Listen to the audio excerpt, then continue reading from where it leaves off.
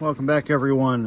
What we have here today is something a little different from what the usual is on my channel. This is a Nelson Rain Train garden sprinkler. Now, I love these sprinklers because you can lay out your hose to a certain path, start it at the beginning, and it shuts itself off at the end. It's the greatest thing.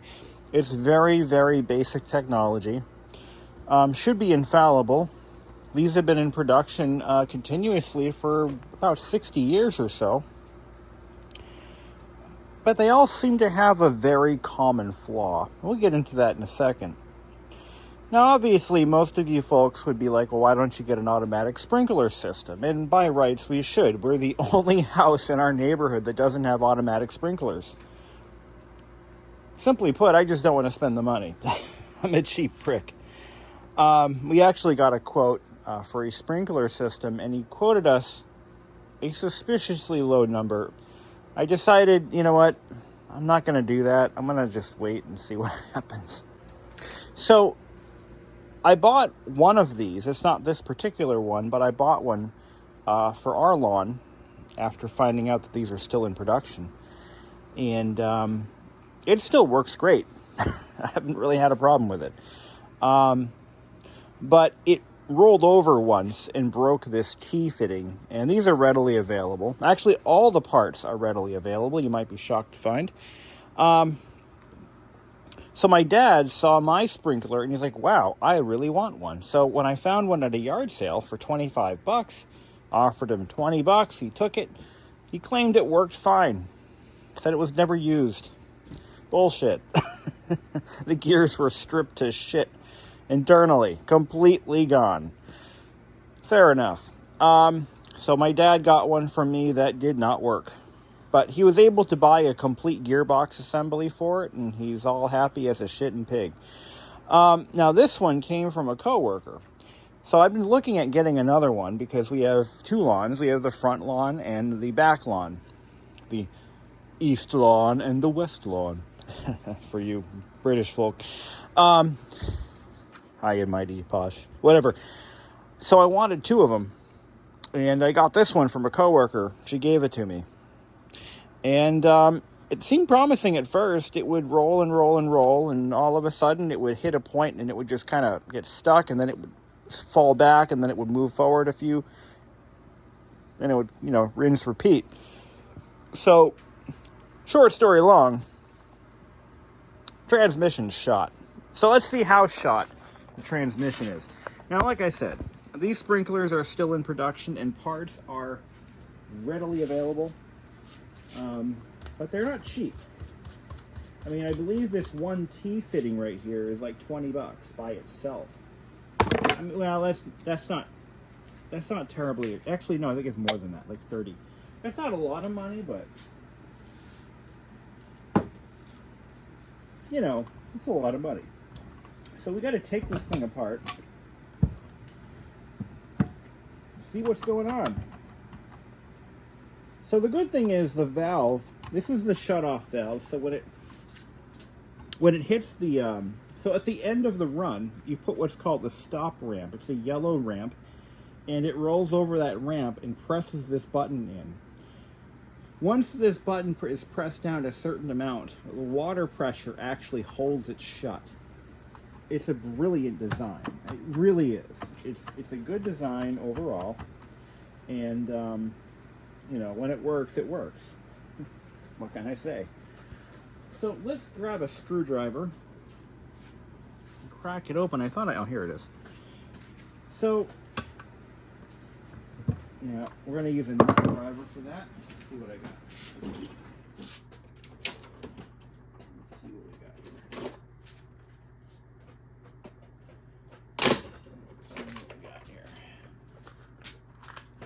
If I have a socket, I can just kind of, no.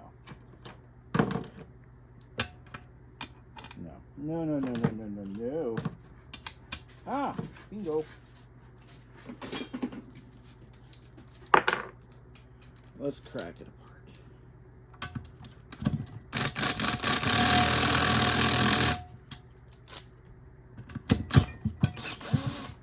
Now, any of these screws break, I wouldn't be shocked.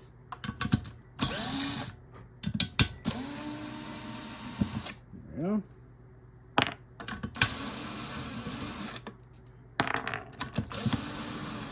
Now, the entire sprinkler kit costs about 75 bucks, I think. And so they're not, you know, they're not terribly cheap, but they are Chinese made, so you know, there's that. I think I need to take the selector off.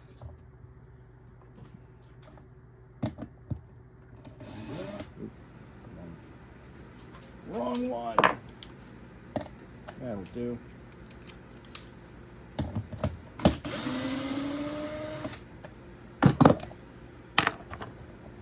Yeah. Well, I think I was right on that. Okay. The really shameful part is the entire housing is in really good shape. It's not really, that's not really a problem. Why won't it come apart? Why won't this stupid thing come apart?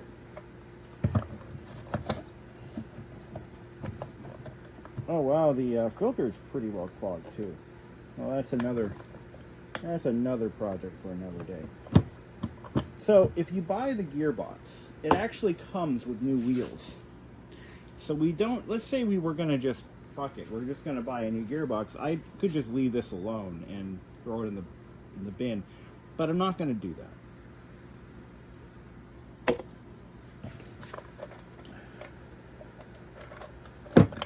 Maybe the gear selector has to be in neutral. Could be.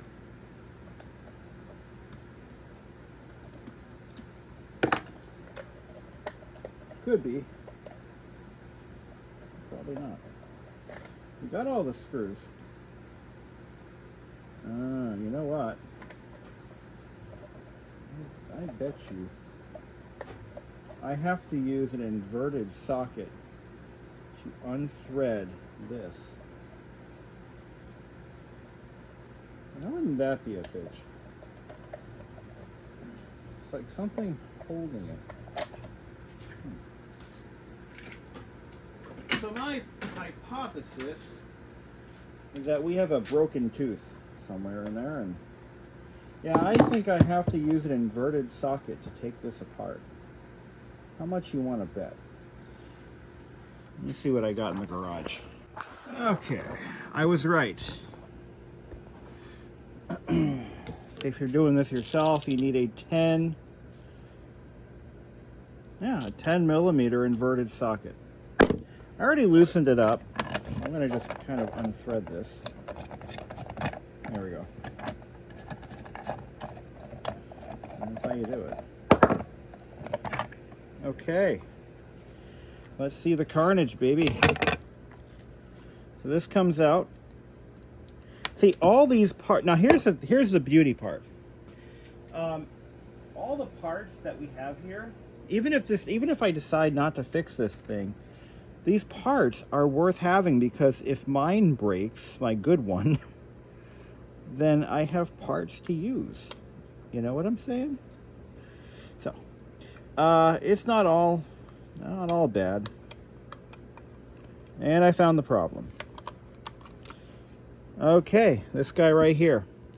It's got broken teeth right on that nylon gear, and there is no saving this transmission unless we can buy those gears. Now, I don't believe they sell them, so it's more of a time for a new transmission deal. Now, over there is a 3D printer. I could theoretically make this gear. Yeah, that could be done. And this is the main drive gear too, which is rather unfortunate. So this is the gear that slides to change the speed. Let's see how these mesh together. All right. Okay. So the gear that's bad is this one right here. And I was thinking there may be a way to save it. But it is nylon. It's not brand new nylon. It's pretty old. Probably about 10 plus years old. I don't see a date on here anywhere in these castings. But bottom line is, it looks like what might have happened was it got stuck. And it has a surprisingly amount of power that drives those water-driven arms. And yeah. The good news is, I think my dad might actually have another set of these gears because of the one that I gave him. See, the one that I gave my dad had a different problem. This valve was bad, but the gears were good. So, if he still has it, I might be able to score a set of gears. Wouldn't that be dandy? I don't know. We'll see what happens. But in the meantime, I'm going to price out a new gearbox because having two of these running at the same time is a real blessing because you can water both sides of the lawn at the same time rather than do one side than the other. So I think that'll do it. Well, this is what they look like inside. This is what usually breaks. Usually it's either this gear right here, from what I understand, or it's going to be the... I know these T's always break, but the other gears are fine. I don't see any broken teeth. They seem to be intact, so that's a good thing. Put it together with some nice fresh grease and get a few more years out of it. But I got to find those gears first. Okay, so we've identified this gear, and it turns out there's an STL file for this, so I'm going to fire up the old 3D printer. And we're going to make our own replacement gear because it's the 21st century, baby. Now, I haven't actually used this printer yet for anything practical. This will be the first time I put it into any kind of use. So, hoping all goes well. I got to run some cleaning and calibration stuff before I attempt the print. But let's go ahead and get the file first. And I got to run it through the slicer. This is a Da Vinci that I got for free. It was a discard. We don't use these anymore at work, so in the trash it goes. We have much better machines these days, but for the price, I can't beat this one. This is the Da Vinci XYZ. Yeah, the Da Vinci. The hell is a model on this thing? It's the Da Vinci Junior Pro, I think it is. Alright, so we got that nozzle heated up. And I'm going to just go ahead and try to clean it. There's some plastic wrapped around the nozzle that I've got to get off of it, so let me do that real quick. Okay, so I made the file with 100% density. So what's going to happen here, it's going to take about 3 hours to print this gear, but that's still cheaper than buying one. I mean, anything's cheaper than buying one. And we're going to try to make our own damn gear rather than buy a whole gearbox. This is a lot of waste. This is a lot of waste. So, fortunately, most of the parts for this device are now available as downloadable files. The wheels, the gears. Damn. Let's see what happens. Well, we're finally printing. I had some issues. I was going to use, I have this roll of ABS silver, and it's not silver metallized, it just has a silver color, see? Woo! Anyway, I was going to use that because ABS is stronger than PLA, and according to the instructions on that particular part, you want to use, like, extremely durable filament.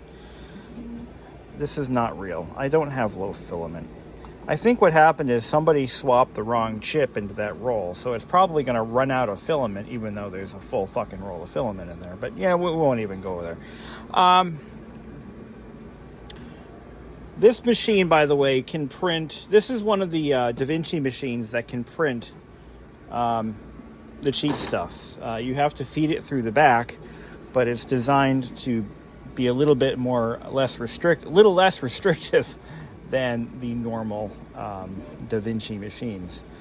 And it's a decent machine, I mean, for what it is and for what I paid for it, but better than the one I had before. I actually had a Da Vinci 3-in-1 or 2-in-1 AIO something EIEIO. It was one of the first generation Da Vinci machines, and it was utterly terrible. You could not get a clean print out of it no matter what. It just wasn't going to happen for you, so don't even try, because it was a complete waste of your time. That machine was utterly useless. This one actually does work pretty well, but you just have to be, adjust your expectations, so to speak. Now, I will this gear break? Well, what I did when I sliced it up in the Da Vinci's own slicing utility, I set the infill to be 100%, so that it would be a solid part. I also set the shell thickness to be more layers. I think I doubled the layers of the shell. I kind of added a raft so that it doesn't come off the build plate. I did a few things. Also lowered the speed to increase the quality of the print, because we're printing gear teeth. And, well, this is what we're trying to make right here, whether it comes out looking like this or not. Now, this broke because the machine got stuck on something, and it packs a punch. That water pressure can move those arms, and it's gonna break something. Something's gonna give. If this doesn't work, I'm just gonna buy a fucking gearbox, because you know what? Life's too short. And these are great little sprinklers, and I think we can save her at little to no cost. I've already gone and cleaned up all the bolts. And I've cleaned up the spray arm fitting, cleaned up all that gunk. So, yeah, we're going to give the tractor body a nice little paint job. This bolt comes undone, so I should be able to get the front wheels off. I didn't buy paint. I'm going to build that gear first, and then we'll worry about the paint job. So, anyway, let's just see what happens. Well, we almost have a gear. It's got to build up this section now. So I figured out that if I build it on a raft with supports, but I don't like the way some of those gear teeth have formed. They don't look too good to me. Looks like the whole thing actually shifted. Yeah, I don't know. We'll see how it goes. Well, we've succeeded. The gear is made. I just trimmed it up a little bit on the belt sander, and I'm going to have to drill out the center hole a little bit. It's got the diameter is a little tight, so there's that. I'm going to just slow down the speed of my drill press. Let's see if I can do this without killing myself.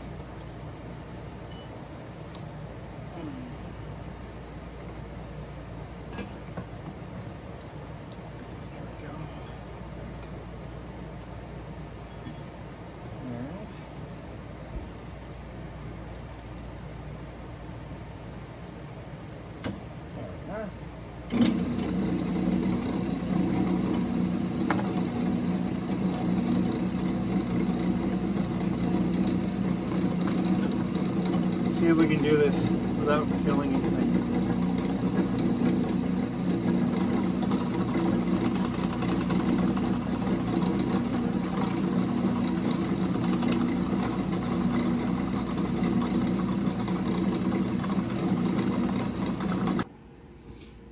So it is an exact copy, pretty much, of the original gear. The only thing that I don't like about it is the spur gear is a little bit weak. The teeth just aren't very big. Alright, so I'm using Shin-Etsu grease. This is actually used largely in the automotive industry for mostly power windows, I think. power window regulators and motors. But it's a nice lightweight silicone grease. You don't want something heavy in this. You want it to be as light as possible for ease of functionality.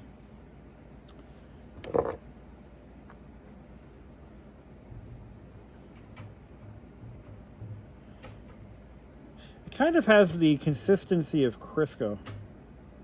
Did I just put that on backwards? Probably. Where's the new gear? Ah, crap. All right, I have to drill that out a little bit more. Hold on. It goes this way. So I reamed out that gear. And we're going to, where's the other half?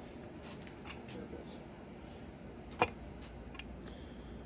So this is going to drop into here. Something like this. And I think it snaps it. Yeah, it does. Oh boy. There we go. So that's how it goes together. Will it last? Probably not. I mean, if I'm honest, it probably won't. But, you know, it's worth a try. Okay. So this meshes, this worm drive meshes with this gear here. See that? That. So we're heading in the right direction, I think. Got to get the gear selector in there. And the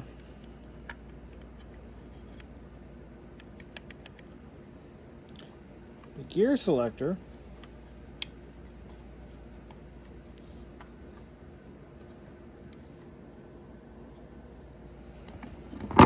let's get some grease. Start greasing things up before we forget.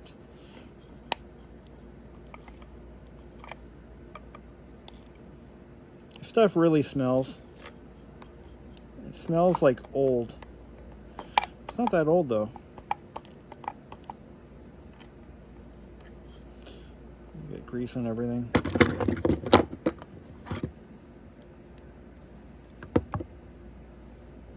Oh, this stuff is like really fun to work with. It just has that texture. It's like Crisco. Interesting. Interesting. Okay. So I'm going to print a spare gear because I can. And this is all reassembled. Everything meshes fine. We'll see how long it lasts. I mean, it could last for a long time. It could fail tomorrow. I mean, who knows? I'm going to put it on, so I have two potential trajectories that I can put this thing on. I can have it do the backyard where it has to go uphill all the way around the house to the side of the yard, to the side yard. The front yard is more of a cakewalk. Maybe I'll put it on the front yard. See how she does in the front yard. Then I'll try her on the backyard. And if she can take that kind of stress, well, we've got a winner. But I did print the gear solid, so there's no infill at all. It's a solid piece. But it is PLA, so PLA is a brittle material compared to ABS. It doesn't really like to be played too much, so we'll see. If it still doesn't work, I'll just buy another gearbox. It's not a big deal. It's $30. But I'd rather not spend the $30 if I have a 3D printer, so that's where we're at. Okay, we're all on the same page. Thank you for watching. And let's take a look at, before we go, let's see how the tractor body looks and see how it came out. Okay, so for the tractor body, I used a, actually this is leftover paint from my lawnmower paint job. And I like the shade, it's a nice color. I didn't even bother to remove the sticker on it. Fuck it. But this is going to take about a week to cure. This paint is on really thick. But it went down smooth. It's already got a nice glassy finish. So this is going to take about a week, like I said, to fully cure before we can really put it back in service. Well, I guess we should put this back together again. But I do have a spare gear that I just ran up last night. And let's see how that looks. And that's basically another raw gear. This one actually looks a little bit cleaner somehow, but anyway, we'll probably break this gear within the first, season of use. But in case we do, we have a spare. Does that not look amazing or what? This is going to be the best lawn sprinkler this side of the Mississippi River until that gear breaks again. Now, I still don't know what caused it to break. I assume that it just got hung up. It doesn't look like there was a lot of wear in there, so I think it just got hung up on something and sheared the teeth off. But let's get the sucker in the yard and see how she goes. Okay, so I set up the torque arm, or the spray arms for maximum speed. So I want to see if she'll climb the steepest hill in our yard.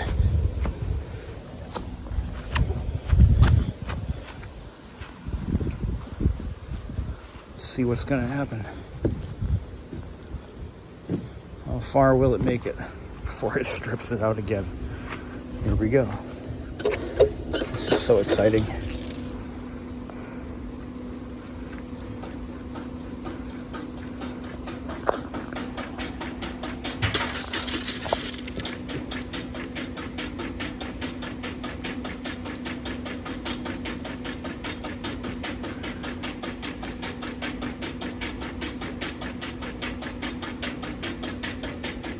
Should be able to climb this, but it'll be a while, so I'm going to just air pockets in the line. There we go. Come on.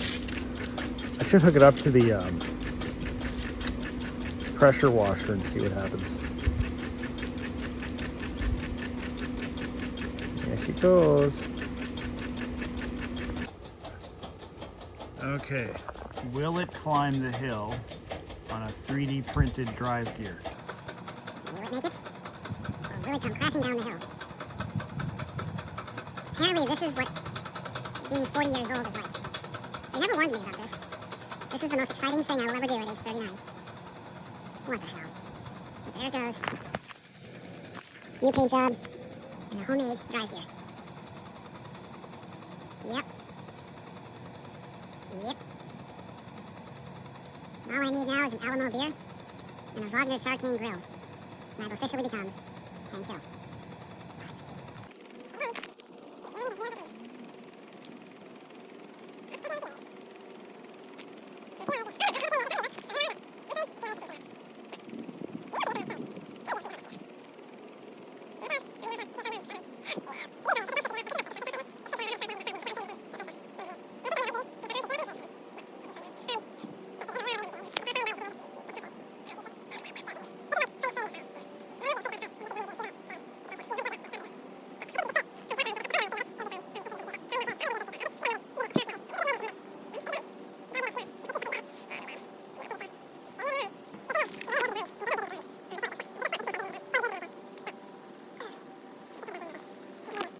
I just noticed something. I've got one wheel turning and the other one's not moving.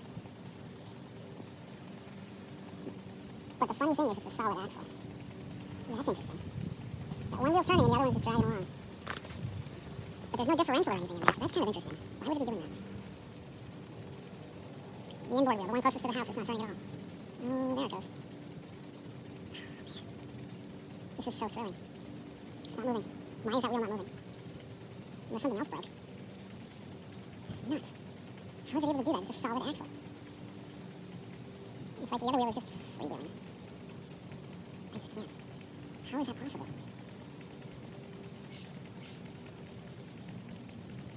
hasn't moved at all. Got two of these things. Okay, let's put them here. No, they are locked to that check buttons. What the hell? Why is that wheel not turning? Oh, okay, it's turning a little bit. Or it is now anyway. Look at that. It's just plowing along. Where'd it go? That's insane. And mind you, that is printed with PLA, not ABS. And not to mention, that PLA that I use is probably 7 years old. And not from a sealed container either. But here we are, it actually is about to cross the hill, I cannot believe it. That is so cool. I wonder what other parts we can homemade. Maybe the whole gear case, wouldn't that be something? But yeah, if you look at that, the wheel's not really doing much. Well, maybe it is, Look at it, it's starting to slide back. Like, the ground is too soft for it, so it's starting to... Look at it go. You got this, You got this, baby. Come on. Yeah, you do. But right now I've got the spray arms flat, so that's as fast as it can go with whatever water pressure we get here. Look at it go. Just to put it into perspective,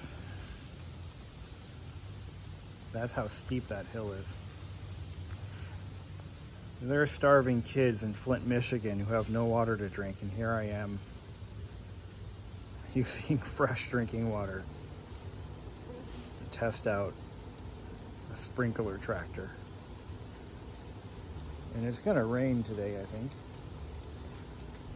But that's besides the point.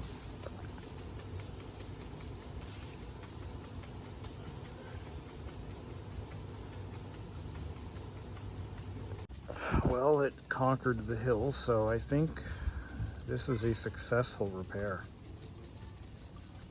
It's still going. What a champ.